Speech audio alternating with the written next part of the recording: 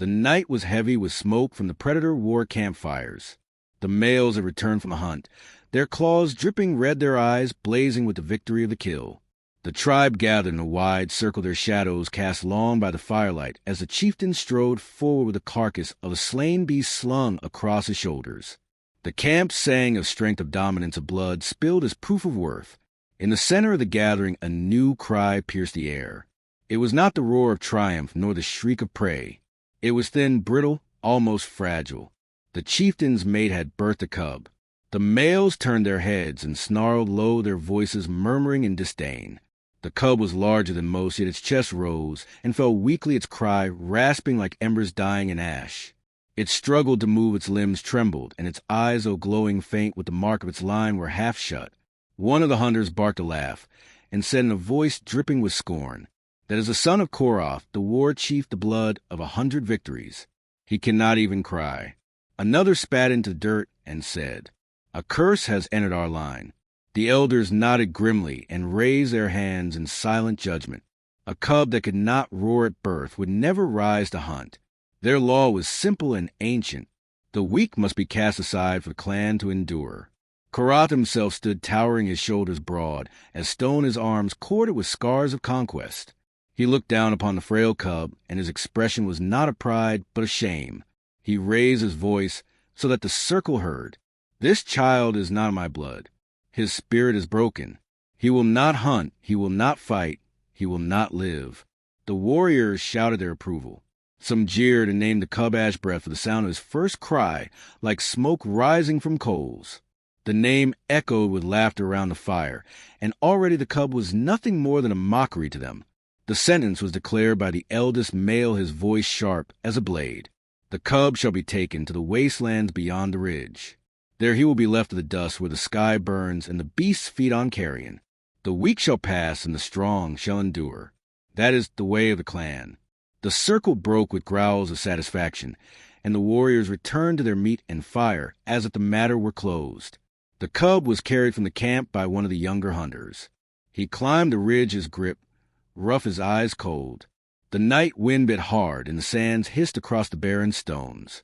When the ridge was crossed, a hunter dropped the cub into the dust without a second glance and left him under the darkened sky. The child whimpered, weakly clawing at nothing, his body shaking under the cold breath of the world. Hours passed, and the stars turned overhead. The wasteland was silent save for the thin cries of the child. At dawn, a shimmer of metal cut the sky. A human vessel descended, its engines whispering as it landed among the rocks.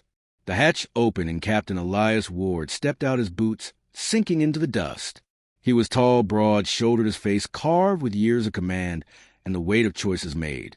Behind him came 2 men, his crew, though silent, their eyes wary as they scanned the barren ridge. They had come to map the frontier, but what they found was a sound faint and pitiful. Elias raised his hand, and the men halted. There in the dust lay a cub, not human, but predator, its skin dark, ridged, its eyes faintly glowing. One of the men hissed in disgust and drew his weapon. "Sir, that is spawn of the beasts, the same that slaughter without mercy." Elias crouched near the child, his eyes narrowing as he studied its trembling form. The cub looked up at him, its chest heaving, its cry barely more than a rasp. Elias said quietly, "He is no beast, not yet. He is abandoned." The other man shook his head, his voice sharp. "Then let him die as they wished. He is weak, he will never stand." Elias did not look up. He only placed his hand upon the cloth at his belt and wrapped it around the cub, lifting him gently into his arms.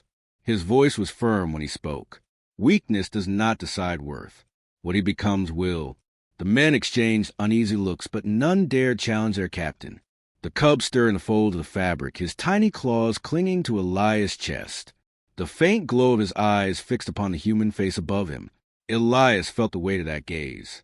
There was hunger in it, but also something else, something uncertain, fragile, and raw. He tightened his hold and spoke softly. "Your clan cast you aside, little one, but you will not be left to the dust. I will call you Kale." The name settled over the child like a spark in the darkness. The cries faded, and though the cub was still weak, his gaze did not waver. Elias turned and carried him back toward the vessel, his men following in silence.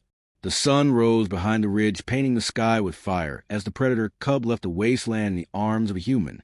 The clan had abandoned their blood, but Kale had found a new fate. 1,000 words for pacing balance. The ship drifted through the void, carrying with it the abandoned cub, who now bore a name. Kale lay in the arms of Captain Elias Ward as the engines hummed a steady rhythm, like a heartbeat guiding them into the deep black of space. The crew spoke in hushed tones, for they knew what kind of creature rested among them, yet none dared challenge the captain, who had already made his decision. Days passed in silence, broken only by the rasping breaths of the cub. Dr. Marcus Hale, the medic of the vessel, spent long hours tending to him. Marcus was a lean man, his hands steady, his eyes patient. He examined Kale, with care feeding him drop by drop, repairing the wounds left by the cold dust of abandonment. Often he would mutter in disbelief, "How can something born of predators cling so desperately to life?" Yet, when Kale would curl his small claws around his finger, Marcus would fall silent and continue his work. Commander Rian Locke was the third of the men. Where Marcus was Healer, Locke was steel, his voice clipped, his gaze sharp as glass. He taught soldiers how to fight and live by the code of discipline. From the first moment he saw Kale, he distrusted him. Every movement of the cub, every hiss of breath was to him a reminder of the war their kind had fought against humans. Yet even Locke could not ignore the command of Elias. The child stayed. Kale grew slowly, not as predator cubs did, who by the end of their first season had teeth for the hunt and muscles for the kill. He was smaller, frielier, his limbs thin, his frame unready. But he was not idle. Elias taught him words. Marcus taught him care. Locke taught him the first steps of control. The child listened with an intensity beyond his years, his glowing eyes fixed always upon the men who shaped him. When Kale stumbled through his first phrases, Elias sat with him in the quiet of the quarters. The boy pointed to the stars through the window and whispered, "Father." Elias felt the weight of that word heavier than any command he had ever borne. He did not correct the boy. He only said, "The stars are vast, Kale, but no star shines without the darkness around it." As Kale grew into boyhood, the test of his body came harder. Locke drove him through drills across the training floor. Strike, dodge, rise again. Yet the boy fell off in his chest, burning his muscles weak. Locke barked at him. "Strength is everything. Without it you are nothing." Kale would rise, trembling, and answer in a thin voice, "Then I will rise until strength comes." The answer silenced even Locke, for the boy never failed to stand no matter how many times he was cast down. Marcus nurtured the boy differently. He gave him books, old paper pages bound in leather, and let him pore over diagrams of anatomy and machinery. Kale devoured them, his mind sharp, his curiosity relentless. When Marcus asked why he studied so fiercely, Kale said, "If my body fails me, then I must sharpen what does not break." Marcus placed his hand on his shoulder and said, "Then sharpen your heart first, for that guides all else." Still Kale carried a shadow. At night, when the engines whispered, he would sit by himself, staring into the dark glass of the ship. He saw his reflection there, alien and sharp. Claws, fangs, ridged skin, eyes burning faint in the dim light. He would press his hand against the glass and whisper, "What am I? Human in voice, predator, in form neither, in truth." Elias once found him there silent in the dark. The captain stood beside him and said, "You are Kale. Blood does not chain you. Choice does." The boy looked up at him, his gaze fierce yet lost. Then he asked, "And if my choice leads you to become like them?" Elias did not look away. "Then you will still be mine." Years carried them to the edge of the frontier, where the crew established a settlement among the barren plains. Here Kale grew among men, all of them hardened workers, soldiers, or wanderers with no place left in the inner worlds.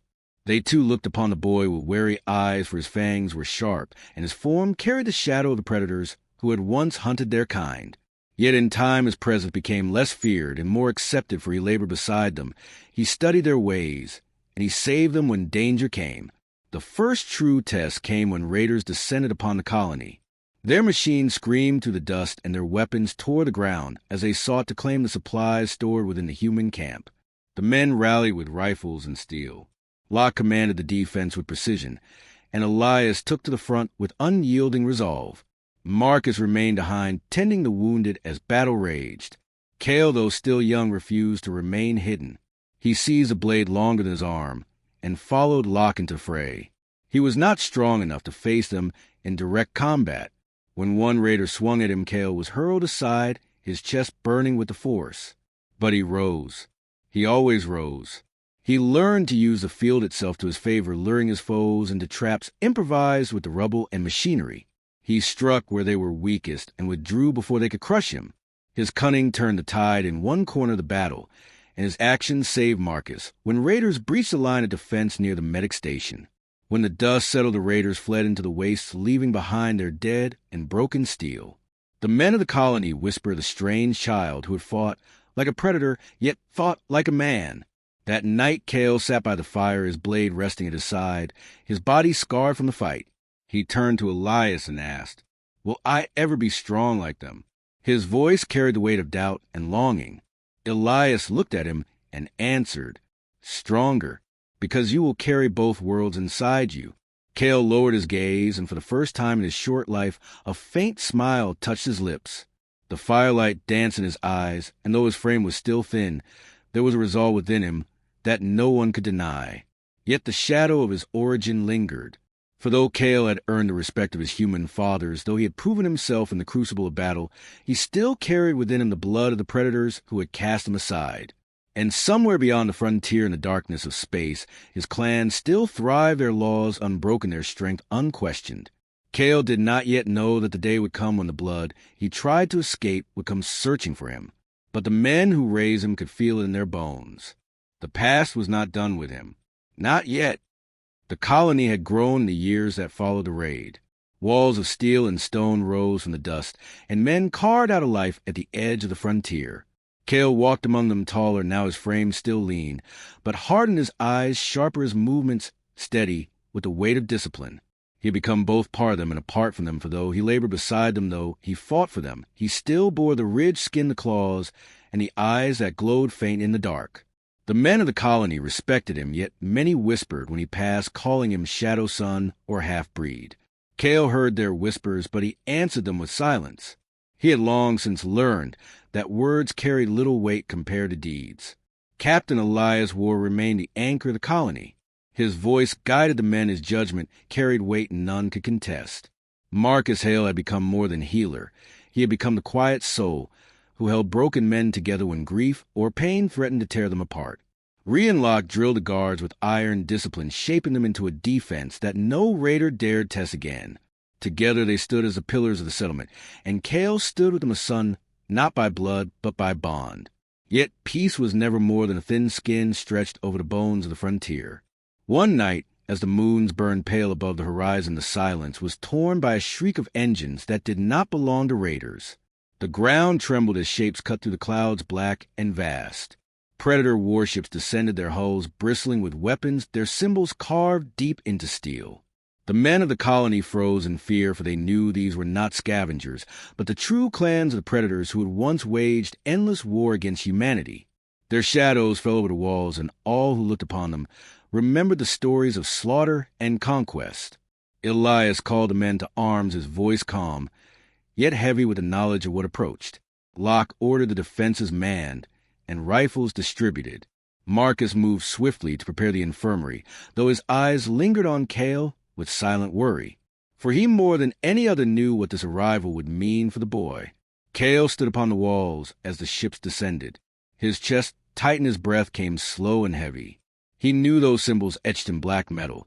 He knew the lines carved in their hulls. They were the marks of the clan that had cast him aside. The laughter of warriors long past seemed to echo in his ears, the name, ash breath, ringing like a wound that had never healed. He felt the weight of both blood and memory pressing down upon him. A message cut through the air, carried by the predators on the voice of their warlord. We come for what is ours. This world, this prey, this land belongs to the strong. Surrender or be torn to dust. The voice thundered across the plains, and the walls shook with its force. Kale turned to Elias, his voice low yet steady. They will not leave. They have come because of me. Elias did not deny it. He placed a hand on Kale's shoulder and said, "Then we face them together." But Kale shook his head. "They are my blood by birth. If they see me, they will know." Elias met his gaze with the calm strength that had always been his gift. Then let them know what you become. The first clash came swift and brutal. Predator raiders surged from their ships armored, and armed their roars, filling the air like thunder. The colony fought back with rifles and steel. Kale moved among the men, his blade flashing, his mind sharp with tactics, drilled into him through years of struggle. He used the ground as his weapon, luring the enemy into traps of fire and collapsing walls. He struck from angles they did not expect, vanishing and returning with lethal precision. Men shouted his name in awe, for though his strength was less than theirs, his cunning and resolve made him stand as tall as any warrior. Among the predators, confusion spread. They saw in him the marks of their kind, yet his movements were strange as weapons, human as eyes, filled with something they could not name. He fought like prey, yet each strike broke their lines, each step turned their charge into ruin. Whispers spread through their ranks, until the word reached their warlord. The sun cast of the dust lives. He fights for the prey. The warlord, who was none other than Korath himself, heard, and his rage shook the air. The predators withdrew after the first clash, not in defeat, but in calculation. The warlord demanded the truth. Bring me the one called Kale. Let him stand before his blood, or let all of you perish. The demand hung heavy over the colony. Men argued, some said he should go, others that he should stay hidden, for he was no predator but theirs. Kale listened to their voices, each one a blade cutting deeper into his thoughts. At last he spoke, his voice calm yet unyielding. I will face them, not because I am theirs, but because I am mine. Elias tried to bar him, his eyes dark with the fear of losing the son he had raised. He said, You owe them nothing. They cast you aside. Kale answered, If I do not go, they will tear this colony apart. If I do not go, the men who gave me a life will pay for the sins of the ones who abandoned me. Elias looked at him long, and in that silence he understood that Kale had already chosen.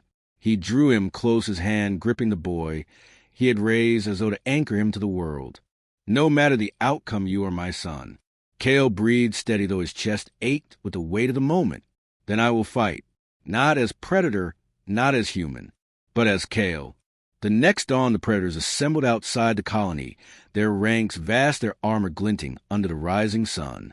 At their head stood Korath, his form towering, his scars carved deep, his eyes burning with pride and fury. His voice carried across the field. Blood of my blood, you who were cast aside now stand before me. Prove yourself in the arena of the clan. Fight and show that you deserve the breath you were given, or fall and be forgotten. Kale stepped forward from the gates, his frame slight, compared to the beast arrayed before him. Yet his stride was steady, his gaze unbroken. The men of the colony watched from the walls, silent, their faith bound to him. Elias, Marcus, and Locke stood together, their hearts heavy yet proud. Kale crossed the field until he stood before the warlord who had once been his father. He said, Only I will fight, not for you, not for your laws, not for your pride, but for the truth of who I am. The predators roared their approval, for they respected the courage to face death, though they still mocked him with jeers, calling him ash breath, calling him weak. Yet in their voices was also the shadow of doubt, for they had seen him fight, and they had seen him rise when all others had fallen. Korath raised his hand and declared that the duel would be fought by blood, and by will in the great arena carved into stone beyond the ridge. There Kale would face not only his father, but the weight of his past. The crowd dispersed into the distance, their voices echoing like thunder as they prepared for the duel to come. As Kale returned to the gates, Elias stepped forward, his face hard, yet his voice steady. Whatever happens, you are my son. Kale met his gaze, and for the first time in many years, he felt no doubt within himself. He said, Then I will show them that strength is not in cruelty. It is in choice. With those words, he stepped beyond the walls toward the ridge where his fate awaited him. Same rules to complete the full story. The arena was carved deep into the stone of the ridge, a circle of jagged walls where the clan had long settled their blood feuds. Predators filled the edges, their voices a storm of growls and jeers as Kale entered the ground below. The sand crunched under his boots, each step heavy with the weight of countless eyes upon him. He stood alone, his blade in hand, his chest tight, but his gaze steady. Across the arena, the warlord entered his presence like a mountain of flesh and scars, his body towering, his eyes burning with contempt. Korath spread his arms to the clan and roared, Behold the son who was cast aside.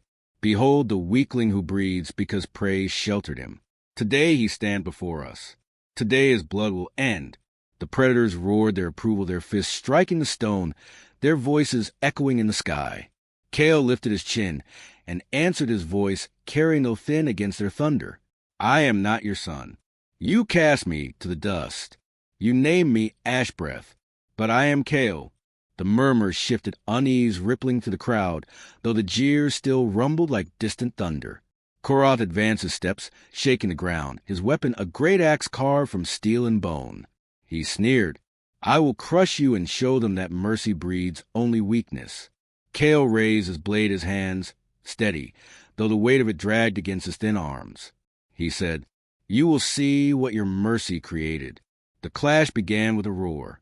Koroth swung the axe, a storm of force that shattered stone where it struck.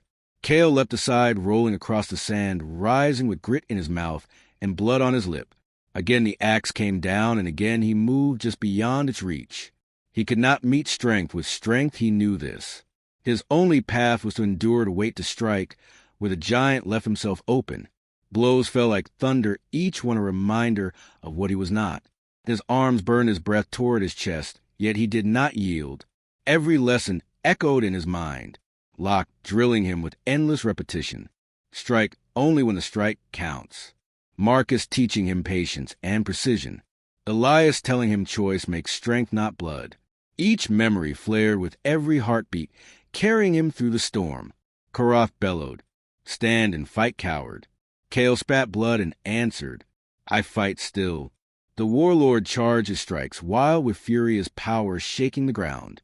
Kale slipped past the axe edge, slashing shallow lines across the giant's arm and side. The wounds were small, but they slowed him. The crowd began to fall silent, their roars fading to uneasy murmurs. But Koroth was not yet broken. With a roar, he caught Kale with a backhand strike that sent him crashing into the wall of the arena. Pain exploded through his ribs, his vision blurred. The predators roared again, certain the fight was done. Koroth lifted his axe high, ready to end it. Elias' voice carried from the ridge above, sharp as a blade. Rise, Kale. Kale dragged himself to his feet, his body trembling, his blade heavy in his hands. His eyes burned with fire. He whispered, I rise. And he did. The next exchange was faster, sharper. Kale wove around the strikes using the broken stone as cover, forcing Koroth to waste his strength in empty blows. He leapt from rubble to rubble, striking where he could, retreating where he must. Each cut bled the giant little by little. Koroth grew slower, his fury, blinding him, his power turned against him. At last Kale lured him toward the jagged wall. The warlord swung wide and his axe buried deep into the stone. For a heartbeat he was trapped. Kale struck with all the strength left in him, driving his blade across the warlord's arm and ripping the weapon from his grasp. The crowd erupted in shock, their roars breaking into chaos. Kale stood over his father, his blade raised, the warlord on his knees, blood seeping from his wounds. Silence fell heavy. Every eye waited for the kill. Koroth sneered, though blood filled his mouth. Do it. Prove you are not weak. Kale raised the blade higher, his breath ragged, his body broken. Then he stopped. He let the blade fall not into flesh, but into the sand. His voice rang out across the arena, clear and unbroken. Strength is not in cruelty. Strength is in choice. You abandoned me because I was weak, but weakness forged me into something you will never be. The arena was silent, no roar, no jeer, no growl, only the weight of his words. Kale turned his back on the warlord, leaving him alive. The predators watched in stunned silence as he walked across the sand toward the gates. No one moved, no one spoke, for they had seen something their laws had never shown them. Mercy. Elias, Marcus, and Locke waited at the gate. Elias met his eyes, and for a long moment no words passed between them. At last Elias spoke. Son, Kale bowed his head not in defeat, but in acceptance. He said, They called me weak, but weakness gave me the strength to rise. Behind him the predators knelt one by one, not in devotion, but in recognition that something greater than law had stood before them.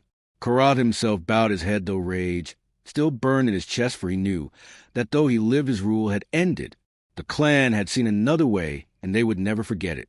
Kale stepped beyond the gates, leaving the arena behind him. The sky above stretched vast, and endless the stars waiting beyond the horizon. The men of the colony cheered, their voices rising with pride and awe. Kale felt the weight of their sound not as burden, but as bond. He knew then where he belonged, not to blood that cast him aside, but to the men who gave him a name, who gave him choice, who gave him strength. He lifted his gaze to the stars and whispered, I am Kale, not predator, not prey, but human in spirit and stronger than both.